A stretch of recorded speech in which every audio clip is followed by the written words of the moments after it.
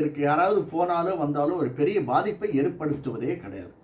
இப்போ சீமான் கட்சின்னா சீமானுக்கு அடுத்து ஒரு கீழே இருக்கிற ஒரு அடுத்த லெவலில் இருக்கிற வேற ஒரு கட்சிக்கு போனாலும் அதனால சீமானுடைய கட்சிக்கு பாதிப்பு கிடையாது.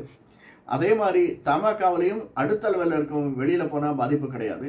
எந்த ஒரு கட்சியுமே எடுத்துக்கோங்க, எக்ஸப்ட் பெரிய கட்சி. அந்த பெரிய கட்சியாக இருந்தாலும் டிஎம்கேவிலேருந்தே யாராவது வெளியில் வந்தால் கூட டிஎம்கேக்கு பாதிப்பு இருக்காது.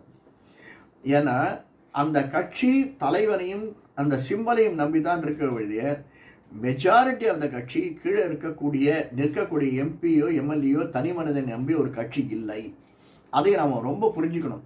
அப்படி இருக்குன்னா 1 or 2 பிளேசஸ் 1 or 2 இடங்கள் இருக்கத்தான் செய்கிறது. அதனால ஒரு கட்சியோடு தான் கூட்டணி ஒழிய ஒரு தனி மனிதனோட கூட்டணி ஒரு தனி மனிதன் வெளில போகிறதுனாலையோ செகண்ட் கேடருக்கு உள்ள வர்றதுனாலையோ பெரிய இம்பேக்ட் கிடையவே கிடையாது.